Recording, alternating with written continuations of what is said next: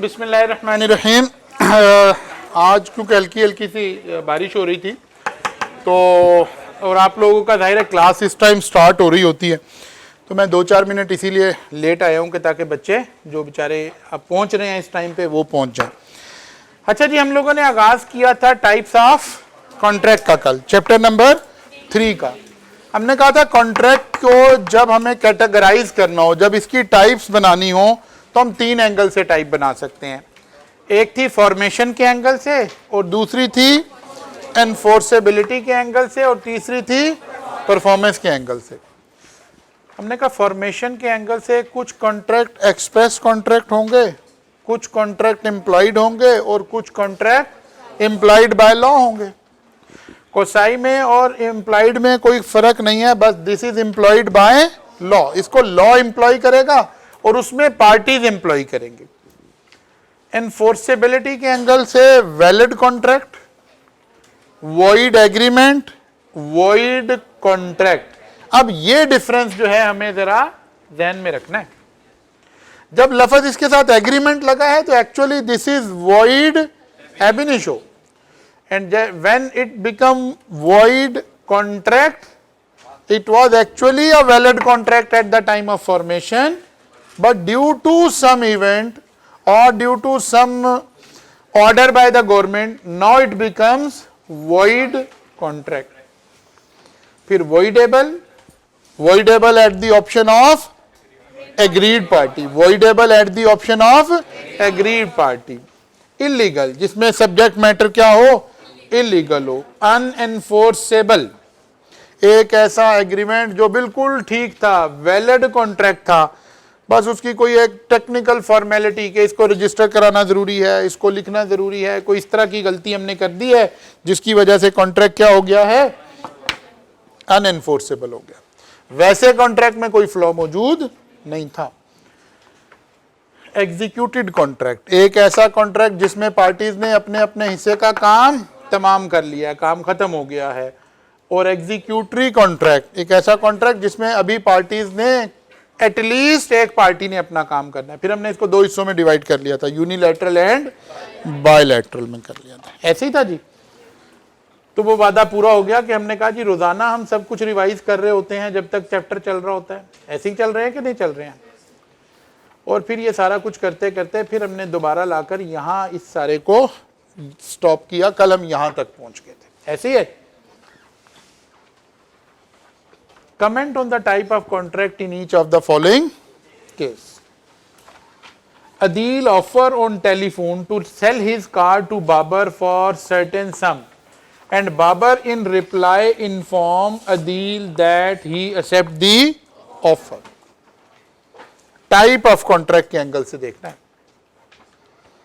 कौन सा कॉन्ट्रैक्ट है। एक्सप्रेस कॉन्ट्रैक्ट है क्योंकि टेलीफोन पे हम बात कर रहे हैं, बोलकर काम कर रहे हैं। It is an express contract. और वैलिड कॉन्ट्रैक्ट भी है, ठीक है ना। Abid the shoe shiner start polishing the shoe of Sajid in his presence and Sajid allow him to do so. Employed contract. तो जाहिर है इस तरह की छोटी छोटी सी एग्जांपल हैं, क्योंकि हम क्लास में बहुत सारी एग्जांपल दे चुके होते हैं, तो फिर ये आपके सिंपली आप इसको पढ़ेंगे तो सारी बातें आपको क्लियर हो जाएंगी इंशाअल्लाह ताला। Now what are the essentials of a valid contract. हर मर्तबा हमें लॉ में देखना होता है कि यार ये प्रोविजन है ना, तो इस प्रोविजन अप्लाई करने के लिए हमें क्या करना पड़ेगा, किन बातों का ख्याल रखना पड़ेगा। Essential of a valid offer, essential of a valid acceptance. Similarly now we are essential of valid contract. वो कहते हैं वैलिड कॉन्ट्रैक्ट जब भी होगा जब एक बंदे ने करवाया और दूसरे ने उसको, बल्कि अगर मैं इसको थोड़ा अच्छा रिफ्रेज करूं तो इसका जरा कैसे कर सकते हैं आप सोचिए। एक बंदे ने डालें, इसमें कोई वैल्यू ऐड करते हैं। एक बंदे ने वैलिड ऑफर दी हो और सामने वाले ने वैलिड एक्सेप्टेंस का, क्योंकि ऑफर का भी तो वैलिड होना जरूरी है ना। एक बंदे ने वैलिड तरीके से ऑफर दी, हम पिछले चैप्टर में पढ़े हैं कि एक ऑफर वैलिड कब होती है, और सामने वाले ने वैलिड तरीके से एक्सेप्ट कर लिया हो, तो पहला इंग्रेडिएंट तो यही हो गया कि ऑफर एंड एक्सेप्टेंस। दूसरा लीगल रिलेशनशिप मतलब intention to create legal relation, तभी तो कॉन्ट्रैक्ट होगा ना, अदरवाइज तो ये एग्रीमेंट बन जाएगा। Number 3, कंपिटेंसीज of parties. जो पार्टी हैं, जो पार्टी कौन है, ऑफरर एंड ऑफरी, वो कहते हैं ये कंपिटेंट भी हों। यहां से हमें एक बात समझ आ रही है कि लॉ कह रहा है हर बंदा कॉन्ट्रैक्ट नहीं कर सकता, only competent party can contract. तो भी आज के लेक्चर में हम पहुंचेंगे कि कंपिटेंसी का क्या मतलब है और कौन कंपिटेंट है और कौन कंपिटेंट नहीं है। वो कहते हैं अगर आपने एग्रीमेंट नहीं करना बल्कि कॉन्ट्रैक्ट करना है तो there must be consideration. Consideration को हम पढ़ कर आए हैं पीछे, समथिंग इन एक्सचेंज। यानी मैंने कहा जी मैं आपको मोबाइल दूंगा, आपने कहा जी हाँ जी कॉन्ट्रैक्ट हो गया, भाई मुझे क्या मिलेगा, मैं आपको मोबाइल दूंगा। इसका मतलब है ये कॉन्ट्रैक्ट नहीं हुआ, कोई वादा हो सकता है, कोई एग्रीमेंट हो सकता है, कॉन्ट्रैक्ट नहीं है। कॉन्ट्रैक्ट के लिए जरूरी है अगर मैं आपको मोबाइल दे रहा हूं तो आप भी मुझे इन कंसिडरेशन कोई चीज दे रहे हो सकता है हम बाइक के अगेंस्ट मोबाइल चेंज कर रहे हो, लैपटॉप के अगेंस्ट मोबाइल चेंज कर रहे हो, पैसों के अगेंस्ट मोबाइल चेंज कर रहे हो, या कोई ऐसा टास्क है आपके जिम्मे कोई एक काम लगाना है, आप वो काम करेंगे और उसकी कंसिडरेशन में मैं आपको मोबाइल दे रहा हूं। To have a valid contract one of the essential element is consideration. There must be some consideration. Free consent.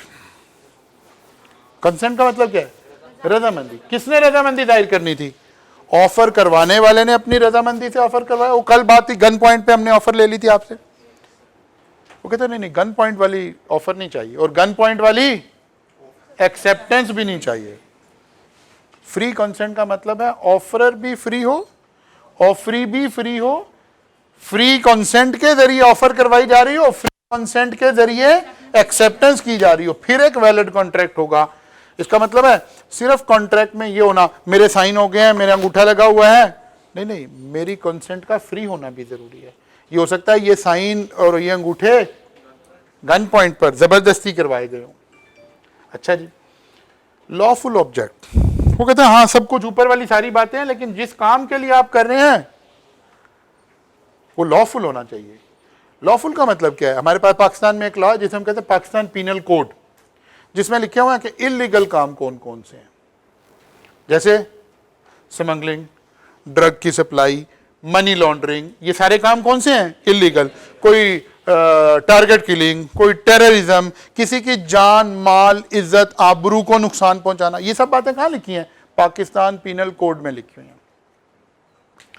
वो कह रहा है कि कोई भी काम ऐसा ना हो जो वहां मना किया गया है कि ये काम हम नहीं कर सकते। तो अगर ऐसा हम कोई कॉन्ट्रैक्ट कर लें और ऊपर वाले सारे इंग्रेडिएंट पूरे हैं, मसलन हमने आपस में ड्रग्स परचेज करनी है, ऑफर भी करवाया, एक्सेप्टेंस भी हुई, लीगल रिलेशन भी अपने ध्यान में सोचा हुआ है हमने, लीगल हो तो नहीं सकता ना ये, लेकिन अपने ध्यान में सोचा हुआ है, कंपिटेंसीज ऑफ पार्टीज भी हैं, यानी हम एडल्ट हैं, कंसिडरेशन भी हम पे कर रहे हैं एक दूसरे को, अपनी रजामंदी से भी कर रहे हो, कह रहे हैं तब भी ये कॉन्ट्रैक्ट ठीक नहीं है। क्यों? क्योंकि आपका ऑब्जेक्ट लॉफुल नहीं है, आप जो काम करने जा रहे हैं वो आपको लॉ नहीं कर रहा है। आज समझ आ गई ना? तो lawful object not expressively declared as, फिर वो कहता है कि बाद जगह लॉ ने कुछ चीजें लिख रखी हैं कि ये एग्रीमेंट नहीं हो सकते।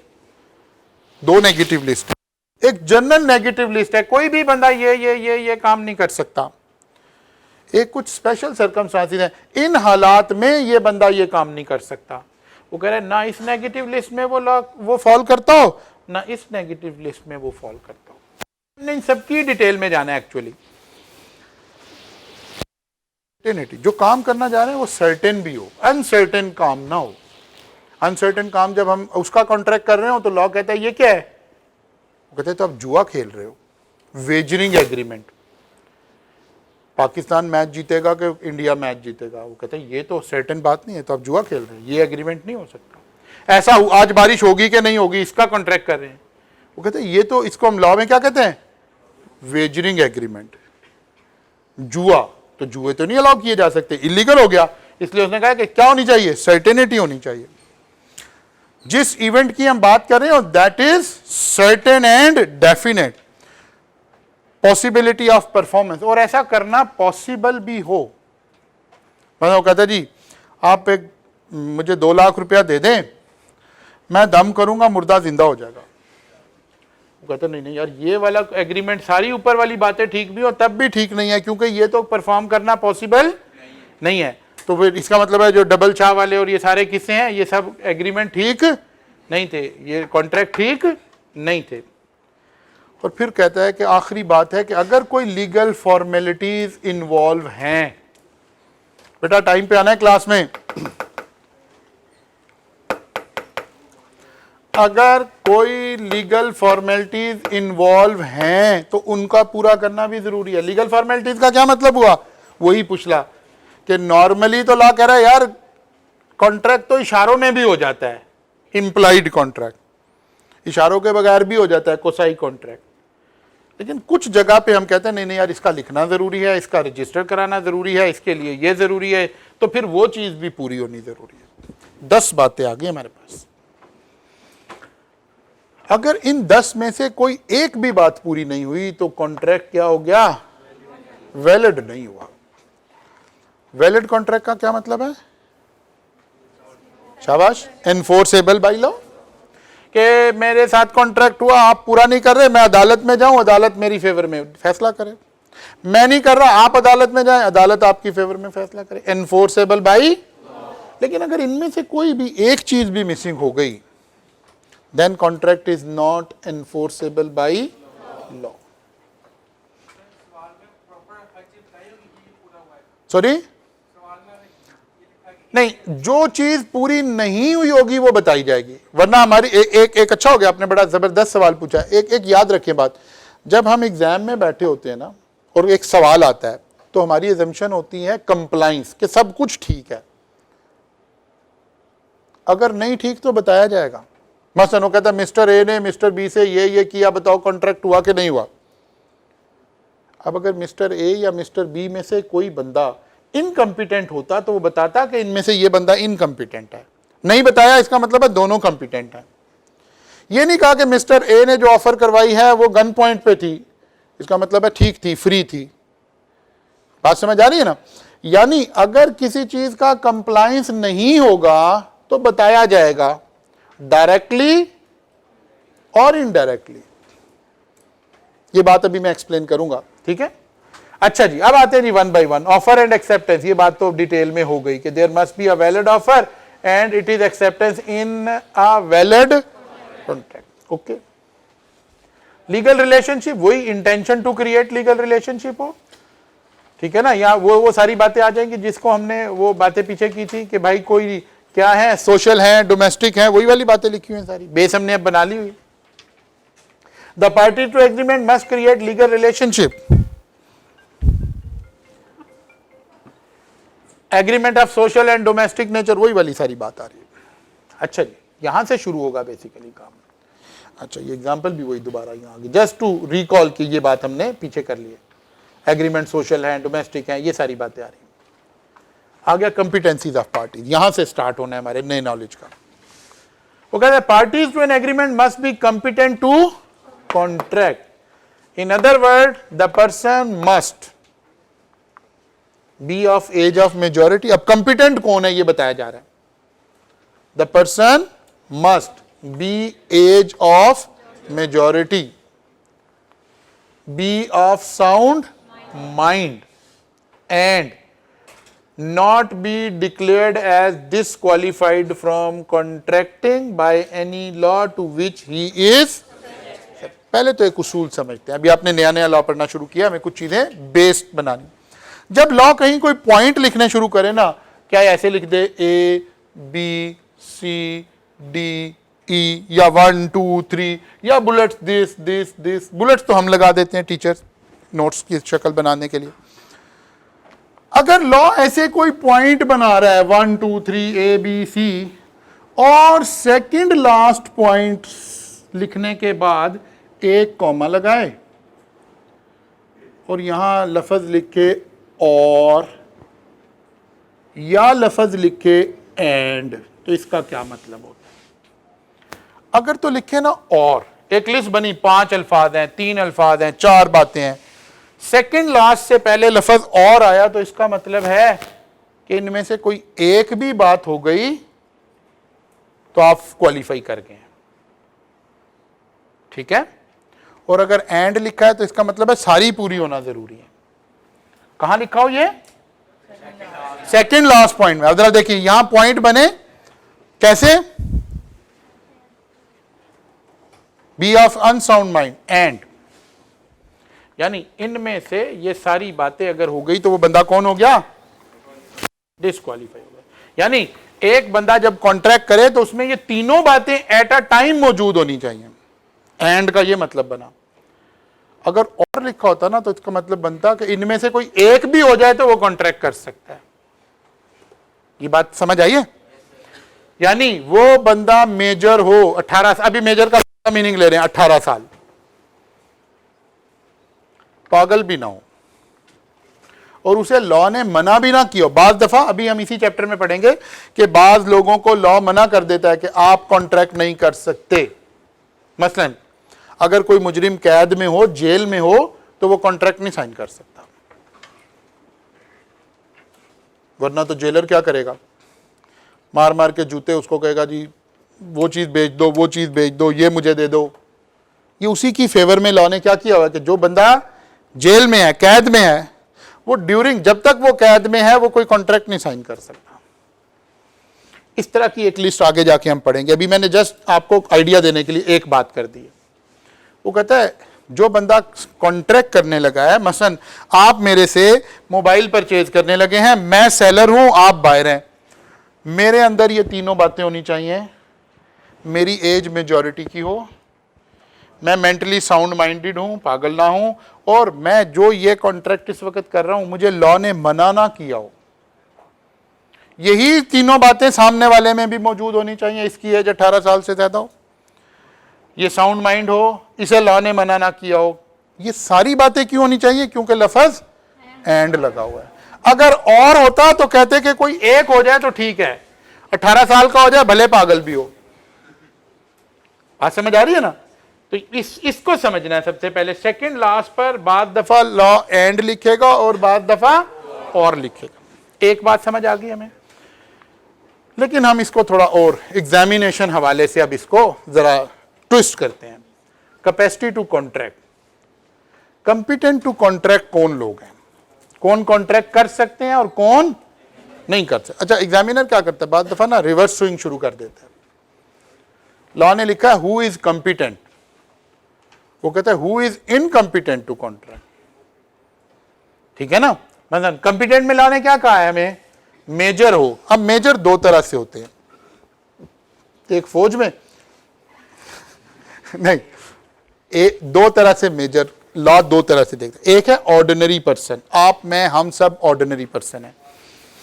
हमारी 18th बर्थडे थी, हम मेजर हो गए, नाउ एंड ऑनवर्ड हम लोगों के साथ कॉन्ट्रैक्ट कर सकते हैं। आम हालात में 18 साल की उम्र में एक शख्स मेजर हो जाता है। लेकिन एक बच्चा था, इस दुनिया में आया, कुछ अरसे के बाद उसके पेरेंट्स की डेथ हो गई, दोनों की डेथ हो गई, माँ की भी बाप की भी। अब कोर्ट क्या करता है, लॉ क्या करता है? इसके गार्डियन अपॉइंट कर देता है। ऐसा बच्चा जिसके गार्डियन अपॉइंट हो जाएं तो लॉ एज्यूम करता है कि शायद इसकी समझदारी का लेवल, इसकी परवरिश उतनी अच्छी नहीं हुई, तो लॉ ने इसको माइनर रखा। कब तक? 21 साल तक। ऐसे सरकमस्टांसिस जहां गार्डियन अपॉइंट हो जाएं तो फिर वो बच्चा 21 साल में मेजर होगा, और एक आम इंसान जिसके गार्डियन ना हो तो वो 18 साल में हो जाएगा। ठीक है ना? मेजर मीनिंग आ गए। आम मीनिंग क्या ही लेंगे हम? ऑर्डिनरी मीनिंग लेंगे। ठीक है ना? 18 साल वाला लेंगे, नंबर 1। और उधर क्या हो? बंदा माइनर हो। कौन कॉन्ट्रैक्ट नहीं कर सकता? तो हम रिवर्स लिखेंगे ना, a person who is minor. अब माइनर के फिर दो मीनिंग है, या वो 18 साल से कम वाला माइनर है, या 21 साल से कम वाला माइनर है, क्योंकि वो 21 साल तक माइनर रहेगा। इधर लॉ ने कहा जी उसको साउंड माइंड होना चाहिए, who is incompetent unsound mind होना चाहिए। ठीक है ना?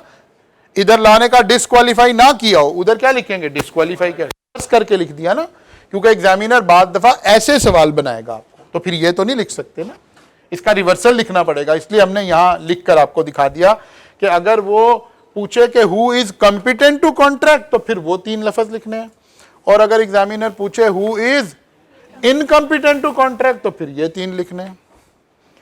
अगर वो वाला बंदा कॉन्ट्रैक्ट करे और बाकी बातें भी ठीक हों तो फिर ये वैलिड कॉन्ट्रैक्ट होगा, और अगर ये वाला करे तो ये वॉइड एग्रीमेंट है, नॉट वॉइड कॉन्ट्रैक्ट, क्योंकि at the time of contract he law allow नहीं कर रहा था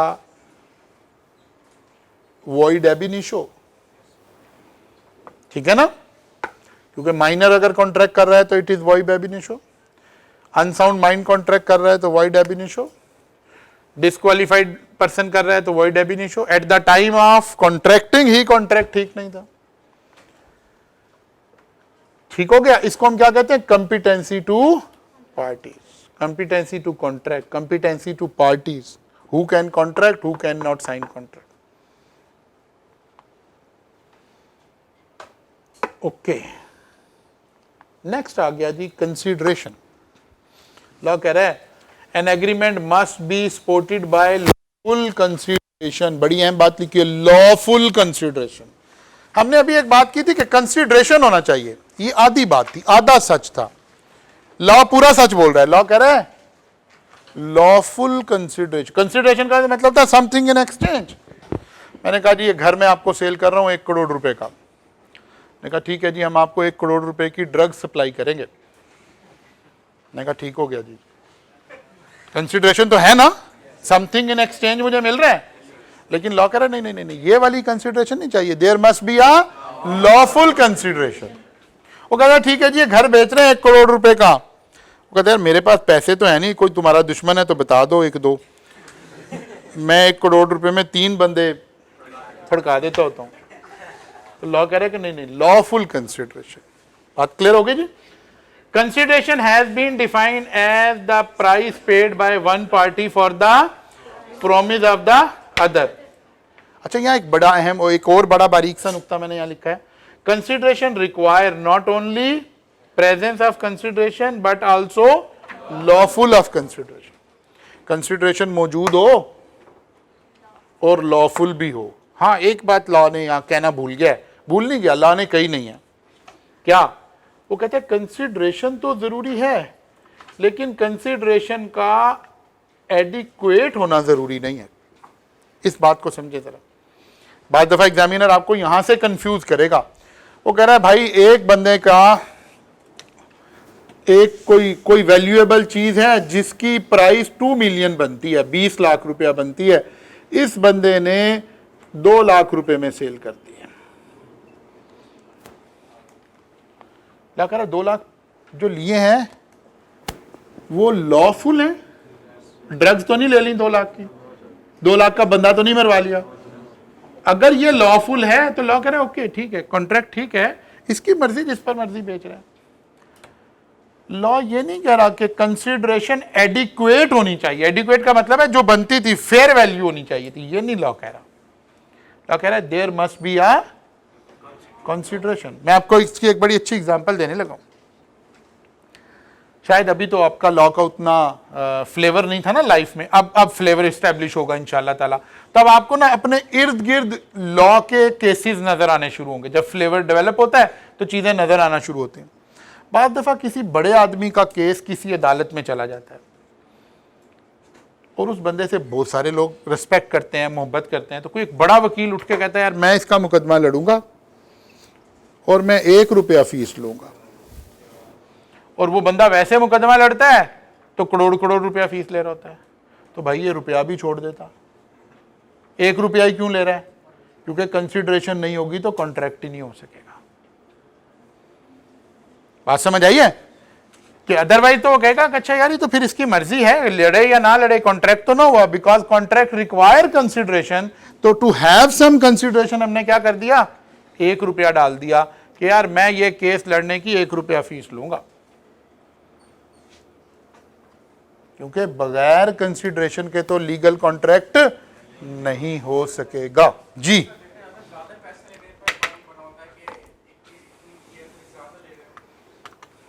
वो कुछ अलग कवानीन है, वो तो अलग कोई रेगुलेटरी कवानीन है ना, कोई प्राइस कंट्रोल के कवानीन है, फुला के कवानीन है, दैट इज समथिंग एल्स।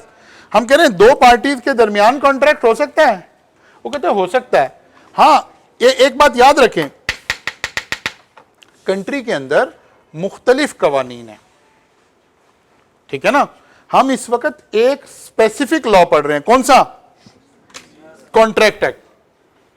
मसलन मैं आपको ऐसे समझाता हूं, अभी आप अल्लाह खैर रखे अगली ये इसमें क्रैश में 2 बैग ये पेपर देकर फिर आप बाकी के जब पेपर पढ़ रहे होंगे उसमें से एक टैक्स का पेपर पढ़ रहे होंगे। टैक्स वाले कहते हैं कि भाई आपने हर इनकम पर टैक्स पे करना है, भले वो आपकी इनकम इलीगल हो। मसलन एक बंदा कहता है भाई आप क्या कारोबार करते हैं, कहते हैं जी हम बंदे मारते हैं। तो लॉ वाला कहता है, इनकम टैक्स वाला कहता है यार भाई कितने बंदे मारे? वो कहता है जी इतने। कहता है खर्चा कितना हुआ? इतना। कहता है इतना प्रॉफिट है, इस पे टैक्स दे दो। मैं आपको सही बात बता रहा हूं। तो वो कहे कि यार आप भाई बंदे मारना लो कर। वो कहता है नहीं, बंदे मारना मना करना किसी और कानून का काम है, वो मना करेगा। मेरा काम है कि जिस भी शख्स ने पैसे कमाए हैं उसमें से गवर्नमेंट का हिस्सा लेके जाना है। बात समझ आई है? अच्छा जी, तो इसलिए देयर आर डिफरेंट लॉज, हर लॉ ने अपने उसको देखना है। अच्छा जी, आगे चलते हैं जी। फ्री कॉन्सेंट, वो कहता है भाई agreement must be made between parties by free consent. A consent is not free. अब लॉ बाद दफा लॉ क्या करता है? पॉजिटिवली डिफाइन करता है, बाद दफा नेगेटिवली डिफाइन करता है। मसलन अभी दोनों एग्जांपल आ गई कुदरती। अभी उसने कहा था हु इज कॉम्पिटेंट, तो उसने पॉजिटिवली डिफाइन किया कि जिसकी 18 साल से उम्र ज्यादा हो, अनसाउंड माइंड ना हो, किसी लॉ ने उसे मना ना किया हो, तो ये बंदा कौन है? कॉम्पिटेंट टू कॉन्ट्रैक्ट है। यहां लॉ ने नेगेटिवली डिफाइन किया है, consent is not free if it is obtained by coercion, undue influence, fraud, misrepresentation, mistake। अब ये सारी बातें हमने आगे पढ़नी हैं, एक एक चीज। कोजन क्या होती है, अनड्यू इन्फ्लुएंस क्या होता है, फ्रॉड क्या होता है, ये अलग अलग हमने लीगली इसको पढ़ना है, इसलिए यहां हम जोर नहीं लगा रहे इसके ऊपर। हम कह रहे अगर कोजन का मतलब होता है थ्रेट करना, फिजिकल थ्रेट करना, जान से मारने की धमकी देना, और अनड्यू इन्फ्लुएंस का मतलब होता है किसी बंदे से कहलवा देना कि यार अब तो ये कह रहा है तो यार करना ही पड़ेगा भाई। अच्छा थानेदार कह रहा है यार ये तो काम करना ही पड़ेगा, फुला। Undue influence. फ्रॉड का मतलब है आपके साथ फ्रॉड से कॉन्ट्रैक्ट किया गया। मिसरिप्रेजेंटेशन और फ्रॉड में एक बारीक सा फर्क है हमारे लॉ में, आगे चलेंगे तो इसको एक्सप्लेन करेंगे। और मिस्टेक का मतलब है गलती से ऐसा हो गया। वो कह रहे अगर कोई गलती से काम हो जाए तो क्या कॉन्ट्रैक्ट हो गया? नहीं। अगर फ्रॉड से काम किया जाए तो क्या कॉन्ट्रैक्ट हो गया? नहीं। क्यों नहीं हुआ? क्योंकि आपकी फ्री कॉन्सेंट नहीं है। अगर आपकी कॉन्सेंट हासिल करते वक्त आपके साथ फ्रॉड किया जाए, मतलब आपको कहा जाए ये गाड़ी बिल्कुल जेन्युइन है, एक्सीडेंटल नहीं है, और गाड़ी एक्सीडेंटल थी, तो आपके साथ फ्रॉड हो रहा है ना। अब आपने हालांकि कॉन्ट्रैक्ट किया है लेकिन फ्री कॉन्सेंट नहीं है। तो फ्री कॉन्सेंट उसने कहा कि अगर इन 5 बातों से कॉन्सेंट हासिल नहीं की गई तो फिर वो फ्री है। मसलन आप कॉलेज में आए, आपने एडमिशन लिया, तो ना आपको गन पॉइंट के लिए कहा गया, ना कोई अनड्यू इन्फ्लुएंस था, ना कोई फ्रॉड था, तो फिर इसका मतलब है हम क्या कहेंगे कि फ्री कॉन्सेंट है। और अगर से खुदा ना खास्ता कोई बात है तो फिर क्या कह रहे होंगे? फिर फ्री कॉन्सेंट नहीं है, फिर ये जो कॉन्ट्रैक्ट है ये ठीक नहीं हुआ। जी आप कुछ पूछ रहे हैं?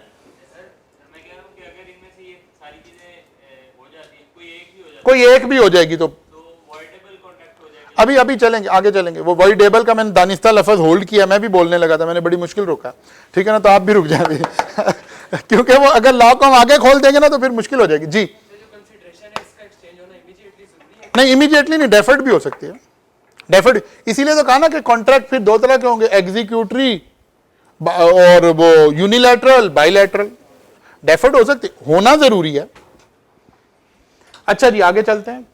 Lawful object. द ऑब्जेक्ट, जी बेटा। अगर जैसे आपने गाड़ी हाँ, इसीलिए मैंने कहा ना कि इन सारों को पता है। अच्छा, मैं एक थोड़ा सा इशारा दे देता हूं, पता है नहीं पता, ये फर्क है दोनों में। फ्रॉड में मुझे पता होता है कि मैं फ्रॉड कर रहा हूं, मिस रिप्रेजेंटेशन का मतलब होता है मुझे नहीं पता मैं फ्रॉड कर रहा हूं, हालांकि मैं फ्रॉड कर रहा होता हूं।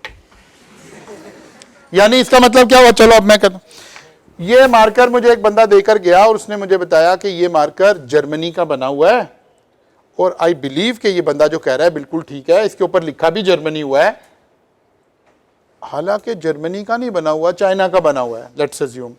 अब मुझे क्योंकि ये बताया गया जर्मनी का बना हुआ है, तो मुझे तो यही पता है जर्मनी का बना हुआ है, मैं आपको क्या कह के सेल कर रहा हूं, जर्मनी का, लेकिन मुझे नहीं पता चाइना का है, तो मैं क्या कर रहा हूं। और अगर मुझे पता है कि चाइना का है लेकिन अच्छी क्वालिटी का है, जर्मनी लिखा हुआ है, मैं जर्मनी कह के बेच रहा हूं। लेकिन ये आगे असल में लॉ की एक प्रॉब्लम है, लॉ कुछ अल्फाज इंट्रोड्यूस करता जा रहा है और उनकी डिटेल उससे अगले चैप्टर में आ रही होती है, तो हम उन्हें अगर यहीं डिस्कस करेंगे फिर तो सारे चैप्टर एक ही दफा ओपन हो जाएंगे ना, इसीलिए हमें होल्ड करना पड़े। अगले पूरे चैप्टर, पूरा एक चैप्टर इन 5 अल्फाज के ऊपर ही है। आज समझ आ रही है ना, इसलिए हमें कहीं कहीं चीजों को क्या करना पड़ रहा होता है, होल्ड करना पड़ रहा होता है, वरना सारी बुक सारा चैप्टर एक ही दफा ओपन हो जाएंगे। फिर आ गया जी lawful object. An object is said to be unlawful, फिर नेगेटिवली डिफाइन कर दिया कि बजाय इसके कि ये बताते लॉफुल क्या है, उन्होंने क्या बता दिया, अनलॉफुल क्या है।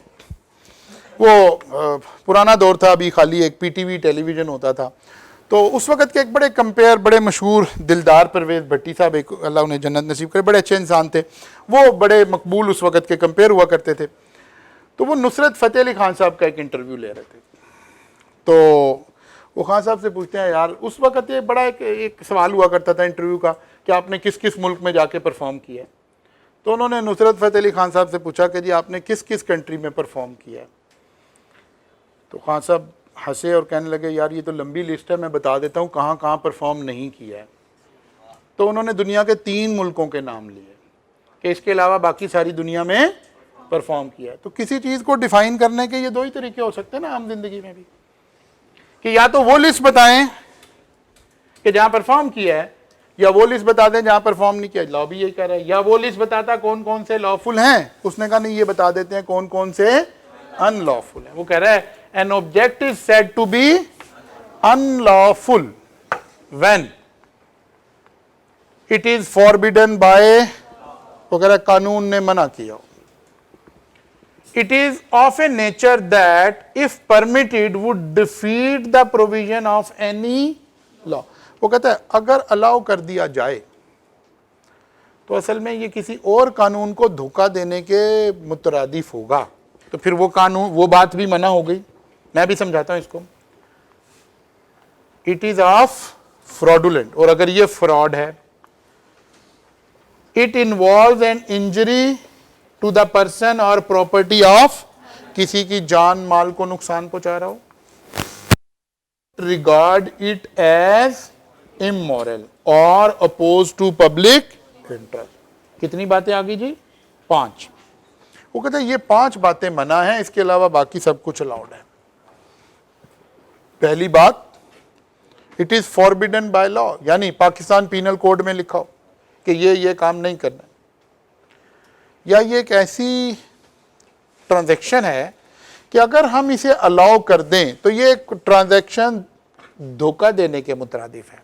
मसलन मैं ऐसे आपको समझाता हूँ, अगरचे अभी हमारी लॉ की उतनी कोर्स कवर नहीं हुआ कि हम ज़्यादा अच्छी एग्जांपल्स लें। इंशाल्लाह इस वीकेंड तक हम वहाँ पहुँच चुके होंगे, लेकिन मैं फिर भी एक एग्जांपल का सहारा लेता हूँ।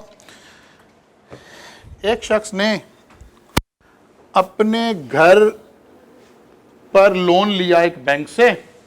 लोन लेकर बैंक क्या करता है, घर जब आप लोन लेते हैं ना तो आमतौर पर कहता है यार ये घर हमारे पास क्या करवा दें, मॉर्गेज करवा दें, गिरवी रखवा दें, जिसे आम उर्दू में आप मॉर्गेज करवा दें, चार्ज क्रिएट कर दें। क्या मतलब, अगर आपने हमारे पैसे ना दिए तो हम ये घर बेचकर अपने पैसे रिकवर कर लेंगे, ठीक है।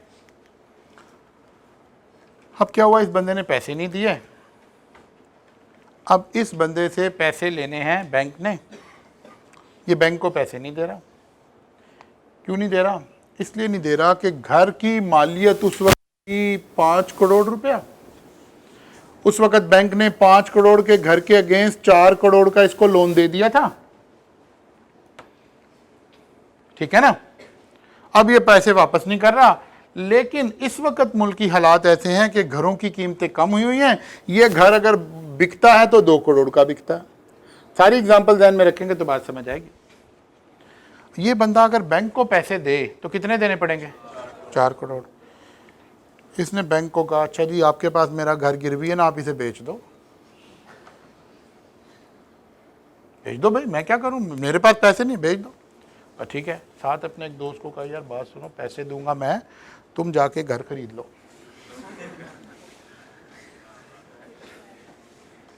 अब ये क्या हो रहा है, हम लॉ को डिफीट कर रहे हैं।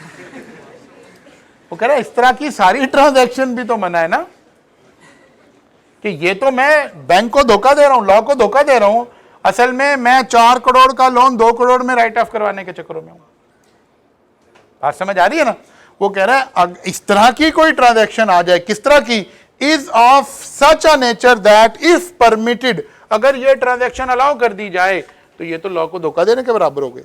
वो कह रहे ऐसी ट्रांजैक्शन भी लॉफुल ट्रांजैक्शन नहीं है। या कहता है कि बाद दफा क्या है ही फ्रॉडुलेंट, कुछ चीजों को लॉ डिफाइन कर दे, ये फ्रॉड है, ये फ्रॉड है, ये फ्रॉड, ओके ठीक हो गया। या वो कह रहे हैं कोई ऐसी ट्रांजैक्शन है जिसमें किसी के जान माल प्रॉपर्टी को नुकसान पहुंचाने की बात हो रही है। मैं आपसे कहता हूं यार मैं आपको 50,000 रुपया दूंगा, फुला वाली दुकान पे जाके ना उसके शीशे तोड़ाओ, तो क्या किसी की जान माल आबरू को नुकसान पहुंचाना लॉ में अलाउ नहीं? 4 बातें तो अमूमी कर दी। 5वीं लॉ ने कंप्रीहेंसिव बात की कि यार अगर कोई कोर्ट में केस में चला जाए और कोर्ट समझे कि यार ये वाली बात पब्लिक इंटरेस्ट के खिलाफ है, तो कोर्ट उसको भी क्या डिक्लेयर कर दे? Illegal, unlawful. The court regard it as immoral और oppose to public interest. Immoral, court को लगे कि यार ये हमारे सोशल कल्चरल या रिलीजियस नॉर्म से मैच नहीं करती, कोर्ट कहे नहीं यार ये काम नहीं कर सकते, ये इलीगल है, ओके डन। या कोर्ट को लगे कि ये पब्लिक इंटरेस्ट के खिलाफ है बात, मसलन कहीं पर बड़े अरसे ये मसला हुआ रहा यहाँ लाहौर के अंदर, ये जो हमारा कैनाल वाला रोड है ना, नहर वाला जो रोड है, ये रोड कंजेस्टेड हो गया था। इस रोड को एक्सपेंड, गवर्नमेंट एक्सपेंड करना चाह रही थी, इसमें लेन ऐड करना चाह रही थी, लेकिन ये केस 4-5 साल चलता रहा अदालतों में। कुछ ये एनजीओ वाले लोग पहुंच गए, जब ये एक्सपेंड करने का प्रोजेक्ट बना तो वो अदालत में पहुंच गए। उन्होंने कहा जी इसके इर्द गिर्द दरख्त लगे हुए हैं और ये दरख्त जो है कट जाएंगे और इससे जनाब पब्लिक इंटरेस्ट जो है उसको नुकसान हो रहा है, लोगों को यहाँ से ऑक्सीजन मिल रही है। अब कोर्ट ने ये केस सुनना शुरू कर दिया और केस चलता रहा जैसे हमारा अदालती निज़ाम है, as oppose to public interest. फिर एक हुकूमत आई, उसके अंदर ये शहबाज शरीफ यहाँ पे था, उसका उस वक़्त पंजाब का वज़ीर आला। इन्होंने फिर कोर्ट को एक लिख के दिया, क्योंकि रोड तंग हो गया हुआ था, शहर बड़ा इससे मुतासिर हो रहा था, तो इन्होंने कोर्ट को कहा कि यार आप इसके दरख्त काउंट करें कि कितने दरख्त हैं, हम इससे 10 गुना ज़्यादा दरख्त पहले प्लांट कर देते हैं शहर के अंदर और फिर आप हमें अलाउ कर दें कि हम इनको काट दें। तो फिर ऐसे वो मसला रिजॉल्व हुआ। यानी कहने का मतलब यह है कि कोर्ट के पास ये एक इख्तियार होता है कि वो पब्लिक इंटरेस्ट के खिलाफ अगर बात उसे लगे तो वो उसको क्या कर दे? अनलॉफुल डिक्लेयर कर दे। जैसे बसंत पे जो पाबंदी लगती है वो अगेंस्ट पब्लिक इंटरेस्ट के, यार लोगों को, हमारे लिए खेल है और सामने वाले की जान को खतरा हो गया, तो इस पे पाबंदी कैसे लगती है? इस तरह की बातों से लगती है। क्लियर हो गई बात जी? तो लॉ ने क्या किया? अनलॉफुल डिक्लेयर कर दिया कि कौन सी चीज, इसके मतलब है अगर कोई चीज इन 5 बातों के कैंडे में ना आ रही हो तो फिर वो लॉफुल है, फिर आप कर सकते हैं। X, Y and Z enter into an agreement for the division among them of gain acquired or to be acquired through, उन्होंने कहा यार हमने पार्टनरशिप किया है, 3 बंदों ने कॉन्ट्रैक्ट किया कि लोगों से फ्रॉड किया करेंगे और जितने पैसे आएंगे वो आपस में बांटा करेंगे। अनलॉफुल हो गया। The agreement is void because its object is unlawful. अच्छा जी, not expressively declared as void. Law कुछ चीजों को एक्सप्रेसिवली डिक्लेयर्ड कर दे वॉइड, जैसे एग्रीमेंट द कंसिडरेशन और object of which is partly unlawful. वो कहते हैं एक ऐसा एग्रीमेंट जिसकी कंसिडरेशन अनलॉफुल है, वही ड्रग वाली एग्जांपल, बंदे मारने वाली एग्जांपल, तो कह रहे यार ये तो नहीं अलाउ हो सकता। एग्रीमेंट मेड विदाउट कंसिडरेशन, कोई एग्रीमेंट हुआ है जिसमें कंसिडरेशन इन्वॉल्व ही नहीं है, एक बंदा एक काम कर रहा है, दूसरा बंदा कुछ नहीं कर रहा, वो कहता है ये वॉइड एग्रीमेंट है, ये ठीक नहीं है, expressively declared as void. Agreement in restraint of marriage, restraint of का मतलब होता है मना करना। किसी बंदे से ये एग्रीमेंट किया जाए कि तुम शादी नहीं करोगे, तो कहते हैं नहीं, ये एक हर शख्स का बुनियादी हक है, ये एग्रीमेंट अगर कर भी लिया जाए, हाथों के भी अंगूठे लगा लिए जाए, पैरों के भी लगा लिए जाए, तो इसकी कोई अहमियत नहीं है। That is a void agreement. Law ने इसको डिफाइन कर दिया। आपको पता है वो जो कुछ कल्चरल बातें हैं ना, जो कुरान से शादी कर दी, ये उस तनाजुर में बना हुआ है कि ताकि इसको क्या कर दिया जाए, वॉइड डिक्लेयर कर दिया जाए कि नहीं नहीं इसने हमारे से एग्री किया है कि बंदा कभी शादी नहीं करेगा। उसको उस जहालत की रस्मों को खत्म करने के लिए ये बात यहां लिखी हुई है। Agreement in restraint of legal proceeding, आप मेरे पास आए, हम कोई कमर्शियल ट्रांजैक्शन कर रहे हैं, हमने कहा देखो भाई कमर्शियल ट्रांजैक्शन तो कर रहे हो, लेकिन देखो अगर आपको कोई एतराज क्रिएट हो गया ना तो आप अदालत नहीं जाओगे, ये पहले लिख के दो मुझे। लोग कहते हैं नहीं यार, हर एक का हक है कि अगर किसी के साथ कोई ज्यादती हो रही है तो वो प्रोसीडिंग तो करेगा ना, ये वो हक है जो आईने पाकिस्तान ने मुझे दिया है। ऐसे हुकूक जो आइन ने मुझे दिए हुए हो ना, उन्हें मैं खुद भी विड्रॉ नहीं कर सकता। मेरे कुछ राइट्स हैं जो मेरे राइट हैं, मैं विड्रॉ कर सकता हूं, कुछ मेरे राइट हैं जो मैं खुद भी विड्रॉ नहीं कर सकता, तो ये उनमें से है। An agreement in restraint of legal proceeding, कि जी आप हमारे खिलाफ मुकदमा नहीं करेंगे, ये लिख कर दें, दे दें आराम से लिख के, कोई बात नहीं, इसकी कोई हैसियत नहीं है, ठीक है ना। Agreement in restraint of trade, इसके ऊपर फिर अगेन एक पूरा चैप्टर आना इन चारों पांचों बातों के ऊपर।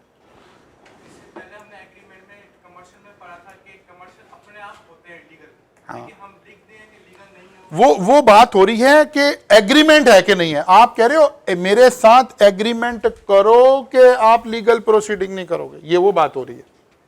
यानी ऐसे मैं ऐसे एग्जांपल देता हूं, राइस की शामती आनी है ना, तो मैं भी एग्जांपल है, राइस वाले फॉर्म के ऊपर एक बात लिखते हैं कि अगर मैं कह रहा हूं फर्ज कर ले, लिखते हैं, लिखी नहीं हुई हमने। अच्छा, तो वो कहते हैं अगर किसी बच्चे को कोई मसला क्रिएट हो जाए तो ये राइस के खिलाफ अदालत में नहीं जाएगा। आपने नीचे फॉर्म पे साइन कर दिया, इसको कहा जा रहा है कि इसकी कोई हैसियत नहीं है। ठीक होगी बात। एक बंदे को कहा जाए कि आप हमारे पास जॉब कर रहे हैं, आप हमारे पास से जॉब छोड़ेंगे ना तो फिर आप कभी टीचिंग नहीं करेंगे। Agreement in restraint of trade profession, कोई बंदा कोई बेकरी का काम कर रहा है, हम उसे कहें यार आप आइंदा अगर हमारे पास से जॉब छोड़ोगे ना, आइंदा बेकरी में काम नहीं करोगे। कहता नहीं यार, ये हर एक का बुनियादी हक है। हाँ, इसकी कुछ तफसीलात हैं सारी, और अगले चैप्टर में वो डिटेल आ रही होगी, ठीक है ना, कि कब कर सकते हैं कब नहीं कर सकते, थोड़ी सी डिटेल आ जाएगी, लेकिन अभी हम जनरल गुफ्तगू हो रही है। Agreement in restraint of trade, uncertain agreement, वही जुए वाले एग्रीमेंट, वेजरिंग एग्रीमेंट, और वेजरिंग भी आ गया। अनसर्टेन का यहां लॉ ने थोड़ा सा इसको डिफरेंशिएट कर दिया। अनसर्टेन में जिसमें रिजल्ट अनसर्टेन है, पता नहीं होगा कि नहीं होगा, और वेजरिंग है जिसमें हम प्रॉपरली जुआ खेल रहे हैं। कितने हो गए? वो कह रहा है ये 7 एग्रीमेंट तो कोई बंदा नहीं कर सकता। नंबर 1, ऐसा एग्रीमेंट जिसकी कंसिडरेशन अनलॉफुल है। घर बेचा है लेकिन ड्रग्स ली है, गाड़ी खरीदी है कंसिडरेशन के तौर पे बंदा मारा है, ठीक है ना। वो कह रहा है ये एग्रीमेंट ठीक नहीं है। An agreement made without consideration, पैसा इन्वॉल्व ही नहीं हुआ, ये भी एग्री। अच्छा, इसका मतलब क्या है? अगर ये एग्रीमेंट नहीं है, वॉइड है, इसका क्या मतलब है? हम अदालत में नहीं जा सकते, आप एग्रीमेंट करना चाहते हैं कर लें, जब वायलेशन होगी अदालत में जाएंगे, अदालत कहेंगे भाई ये बात हम नहीं सुन सकते क्योंकि तो हमने तो मना किया होता है। Agreement in restraint of marriage, agreement in restraint of legal proceeding, agreement in restraint of trade, 3 restraint के आगे marriage, legal proceeding, trade. Uncertain agreement, wagering agreement. जी बेटा,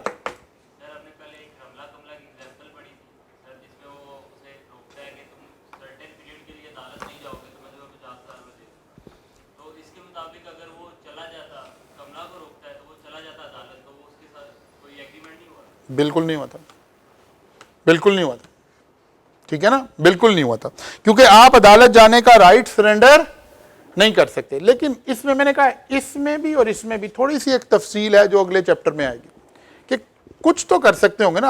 आमतौर पे हम एग्रीमेंट करते ही है ना लोगों से कि यार आप छोड़ेंगे तो पहले हमें 6 महीने पहले बताएंगे, तो वो भी तो फिर agreement in restraint of trade ही है। इसका मतलब है अभी कुछ तफसीलात हैं जो अगले चैप्टर में आ रही होंगी। फिलहाल इस चैप्टर में डायरेक्ट आईकैप क्या बता रहा है, डायरेक्ट बता रहा है सिर्फ। नहीं, अभी ये कैटेगरी उसी चैप्टर में जाके करनी है कि कब ये वॉइड एब इनिशियो हो गए हैं और कब ये वॉइडेबल हो गए हैं, ठीक है ना। कुछ सूरत हाल में ये क्या हो जाएंगे, वॉइडेबल हो जाएंगे। अच्छा जी, certainty, an agreement may be void on the ground of uncertainty. The meaning of agreement must be certain or capable of being certain. देखिए इधर क्या एग्जांपल आ रही है। X a dealer in different type of oil agree to sell 100 liter of oil to Y. एक बंदा है जो different oil का बिजनेस करता है, डिफरेंट ऑयल में ट्रेड करता है। उसने कहा जी मैं आपको 100 लीटर ऑयल दूंगा एट द रेट ऑफ 300 पर लीटर। कह रहे जी एग्रीमेंट हो गया, कह रहा नहीं हुआ। क्यों नहीं हुआ? कहते यार कौन से वाला ऑयल दोगे, ऑलिव ऑयल की बात हो रही है, मस्टर्ड ऑयल की बात हो रही है, क्रूड ऑयल की बात हो रही है, किसकी बात कोई पता ही नहीं चला। एग्रीमेंट मस्ट बी सर्टेन और कैपेबल ऑफ बीइंग सर्टेन। ठीक होगी बात, जरा देखते हैं, दोबारा बात करते हैं, कैपेबल को भी एक्सप्लेन करते हैं। This agreement is void on the ground of uncertainty because it is not clear that what kind of oil is intended to be sold. If however the meaning of the agreement could be made certain from the circumstances of the case, it will be treated as valid contract.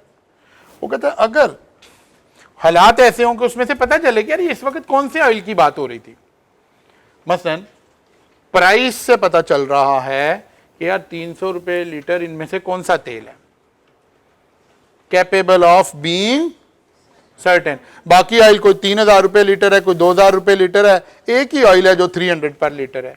इसका मतलब है उसी का ही जिक्र हो रहा था, तो फिर इसको क्या कह दिया हमने, कैपेबल ऑफ बीइंग सर्टेन। जी ऐसे आएगा, ये देखिए अभी आ जाता है सवाल, अभी सारे सवाल आ जाएंगे इसके ऊपर, सारे सवाल आ जाएंगे। Possibility of performance, the term of agreement must be capable of being performed. An agreement to do an act impossible in itself is void. Impossible क्या है? मुर्दे को जिंदा कर देंगे, आपको बगैर किसी साइंटिफिक इक्विपमेंट के बगैर ही चांद पे भेज देंगे, पेपर दिए बगैर ही आईकैप में पास करा देंगे, ठीक है ना। तो ये सारी बातें कौन सी हैं? इम्पॉसिबल है। लीगल फॉर्मेलिटी जरा हम वाइंड अप कर ले ताकि legal formality. An oral contract is perfectly valid contract except in certain cases where a contract must comply with necessary formalities such as writing registration. को अगर लगी हुई हैं तो क्या मतलब हुआ, किसी कॉन्ट्रैक्ट के वैलिड होने के लिए कितनी बातें जरूरी हैं? 10 बातें जरूरी हैं। नंबर 1 ऑफर हो, एक्सेप्टेंस हो। नंबर 2 लीगल रिलेशनशिप हो। नंबर 3 कॉम्पिटेंसी ऑफ पार्टी, कौन कॉम्पिटेंट है, मेजर हो, साउंड माइंड हो और लॉ ने मना ना किया हो। कौन इनकम्पिटेंट है? माइनर हो, अनसाउंड माइंड हो, लॉ ने मना कर रखा हो। Consideration, there must be lawful consideration, ठीक है ना। लेकिन एक और बात हमने पढ़ी, adequacy of consideration is not required but consideration is required. ठीक होगी बात, कंसिडरेशन हो भी और लॉफुल भी हो, या एक ही लफ्ज बोल दें, लॉफुल कंसिडरेशन हो, फ्री कंसेंट हो। फ्री कंसेंट हो तो फिर सवाल पैदा हो, कौन सी कंसेंट फ्री नहीं है? उसने कहा अगर ये कोशन से आए, अनड्यू इन्फ्लुएंस से आए, फ्रॉड से आए, मिस रिप्रेजेंटेशन से आए या मिस्टेक से आए, तो फिर ये फ्री नहीं है। लॉफुल ऑब्जेक्ट, उसने कहा G object must be lawful. तो उसने एक डिटेल बनाई कि कौन कौन से लॉफुल ऑब्जेक्ट नहीं है, ये हमने याद कर लिए इसी तरह ही। Not expressively declared as void, तो कुछ कॉन्ट्रैक्ट की डिटेल आ गई कि लॉ ने ये चीजें क्या कर दी हैं, वॉइड डिक्लेयर कर दी, किसी के जान माल और ये वाली बातें आ गई। सर्टेनिटी होनी चाहिए, यानी कैपेबल ऑफ, एक बंदे के पास 2 गाड़ियां हैं, एक एक्स एंड वाई, वो कहता है यार मैं गाड़ी बेच रहा हूं 5 लाख रुपए की, आपने खरीदनी है? और कहता है जी बिल्कुल खरीदनी है। ये सोच रहा था मैं गाड़ी एक्स सेल कर रहा हूं, ये सोच रहा था वाई खरीद रहा हूं, सर्टेन नहीं हुआ, तो कॉन्ट्रैक्ट क्या हो गया, वैलिड नहीं हुआ, वाइड हो गया। या तो पता चलता कि यार मैं फलां वाली गाड़ी बेच रहा हूं, तो आपको पता होता आप फलां वाली गाड़ी खरीद रहे हैं। मेरे पास 2 मोबाइल पड़े हैं वहां पर, ठीक है ना, एक एप्पल का पड़ा है, दूसरा सैमसंग का पड़ा है। मैंने कहा जी मोबाइल खरीदना है 1.5 लाख रुपए का। आपने कहा यार सर आईफोन 14 1.5 लाख का दे रहे, मौज हो गई, 4.5 लाख का फोन 1.5 लाख में दे रहे। आपने कहा जी बिल्कुल खरीदना है। मैंने कहा मैं तो सैमसंग वाली बात कर रहा हूँ, वो 30,000 का हो गया हुआ है पुराना हो के। तो क्या इशू है इस कॉन्ट्रैक्ट में? सर्टेनिटी का इशू है। मैं जो कह रहा हूं ये बात सर्टेन नहीं हुई, आपको पता नहीं चला मैं कौन सा मोबाइल बेच रहा हूं, और आपको पता नहीं चला मैं किसकी ऑफर दे रहा हूं। मैं मोबाइल दूसरे की बात कर रहा हूं, मैं जिसकी मार्केट वैल्यू 30-40 हजार है, ये 1.5 लाख में देने की बातें कर रहा हूं। आप इसको खरीदने की सोच रहे हैं कि दिहाड़ी लग गई 1.5 लाख का मिल गया, तो ये कहां आएगा मसला? बात समझ आ रही है? नहीं आ रही तो कोई बात नहीं। अच्छा आगे चलते हैं। इसके बाद हो गया पॉसिबिलिटी ऑफ परफॉर्मेंस, यानी जो काम आप कह रहे हो उसको टेक्निकली पॉसिबल भी हो। ठीक हो गया, यानी मुर्दा को जिंदा करने की बात ना हो रही हो। और अगर कोई इस कॉन्ट्रैक्ट में लीगल फॉर्मेलिटीज हैं तो वो पूरी की गई हों। जैसे आप हॉस्टल में आए, हॉस्टल ले लिया, तो हॉस्टल वाले के साथ एक कॉन्ट्रैक्ट हुआ ना, लेकिन एक लीगल फॉर्मेलिटी आ गई। क्या? आईडी कार्ड जमा कराएं, थाने में रजिस्ट्रेशन कराएं, वो ऐप बनी हुई है, थाने वाले को बताया कि ये बच्चा मेरे पास रह रहा है, ये क्या है? Legal formalities. अगर लीगल फॉर्मेलिटीज पूरी नहीं की हुई होंगी तो भी लॉ क्या कह रहा है कि कॉन्ट्रैक्ट क्या हो गया? वॉइड हो गया। बात समझ आ गई है? कल आएंगे तो इंशाअल्लाह ताला यहां से आगे चलेंगे, लेकिन मैं फिर आपको एक डायलॉग बोल के भेज रहा हूं। ये वही वाला बैच है जिसके शुरू में आपने मेरे से एक वादा किया हुआ है। कल का लेक्चर इंशाल्लाह बड़ा इंटरेस्टिंग होगा और इंशाल्लाह इस चैप्टर को काफी हद तक हम आगे लेकर जा चुके होंगे। हम पहला टेस्ट है वो इंशाल्लाह सैटरडे को कंडक्ट करेंगे। अभी कल का दिन और पढ़ लेंगे, परसों टेस्ट कंडक्ट करेंगे। कल की टाइमिंग क्या है? ये बड़ा इंटरेस्टिंग सवाल है, ये मुझे भी नहीं पता। मैसेज करवा देता हूं आपको, ठीक है ना। मेरा ख्याल है कि 2 बजे की टाइमिंग होगी। 12:30 आते हैं ना हम। अभी मैसेज करवाता हूं मैं आपको, ठीक है ना। अभी ग्रुप में मैसेज आ रहा है आपको।